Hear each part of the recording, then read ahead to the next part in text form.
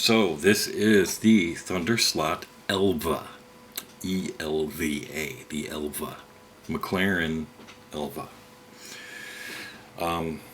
Made famous by, it was in an Elvis Presley movie.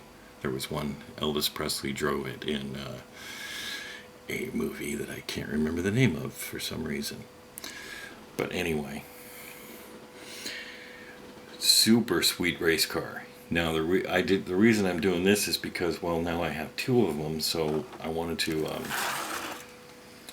I gotta talk about them now because I think they're kind of pretty important as far as a quality race car goes. If you're the kind of person who is racing against friends and you're trying to find a car that's going to right away that's going to give you an advantage, I think Thunderslot Elva for sure is going to be one of those cars. It's going to just hook you up immediately.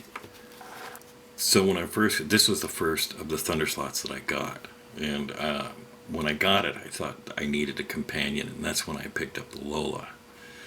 And they're great. All of them, actually, all of the Thunderslot cars, which I have, I think, 5 now, are all really good. Very nice cars. The detail and the quality in the body is really great. I mean, especially when you consider how light it is and how ready for racing it is.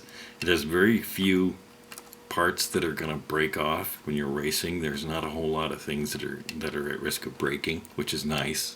You get some slot cars. The first couple that I got, the Carrera cars, had so many pieces that could break off. It was almost ridiculous. It's got a pod. It's all set up on a pod. This angled thing here, guy here. This one is actually a 5-point system, which I think is pretty important because it gives you more flexibility in tuning it. So, adjusting it. It also has the 21K motor that is in the Thunderslot cars. Fast motor. The guide flag is really cool. It's got a bit of a, I don't know if you can see it from there or not. It's got a bit of a shark fin to it, a little bit. I guess that would do something. You got me. I don't know what the hell that would do. Maybe it would help in like a scale extra track or something like that. I don't know. The tires that come with it from the factory are great, I gotta say. At first you look at them and they're quite knobby. They're they got quite a lot of tread on them, so you got to sand them down until you get rid of all the tread, and then they're really fantastic. They're grippy and are not super soft, so they're not going to feel like you're going to just burn through them right away, which is very nice.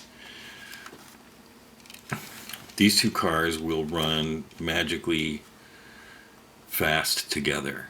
This one right now is running slightly faster than this one on my test track by only a couple of tenths, maybe 2 tenths at the most. What I like about the Elva, especially as far as a racing body goes, is that when you look at it and you look at where the top of the tire is, okay? If you look at where the top of the tire is, and you see how much of the body is underneath where the top of the tire is, I mean, look at that. It's just incredible. That's so little amount of top heaviness, that's so little amount of weight to have to carry around in this car, that it just becomes almost a non-issue having a body. It's almost like just running a chassis at that point, because the weight is so well distributed and so low that it's just like nothing to it.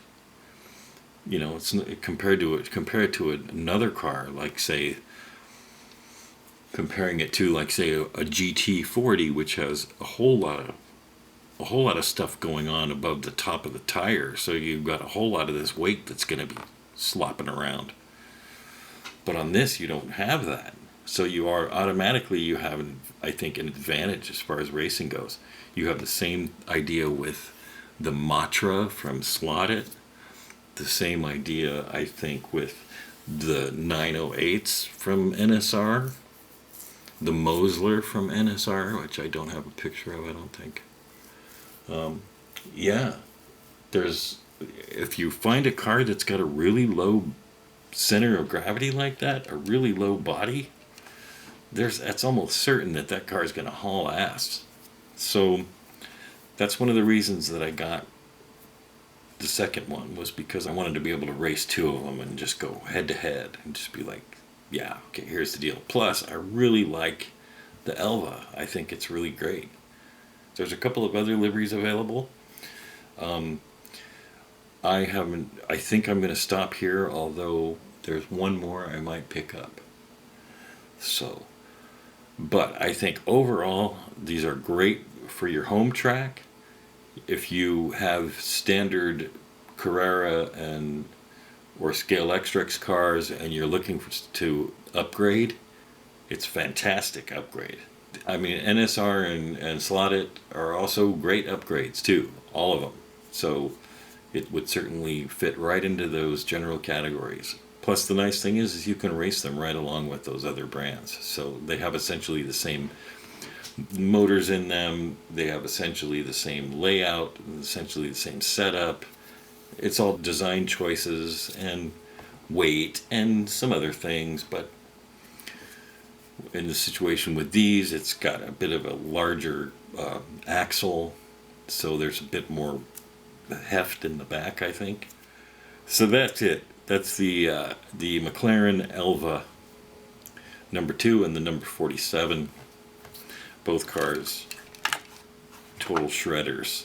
You cannot go wrong with the Thunderslot Elva. Do I have any video of them? Let's see.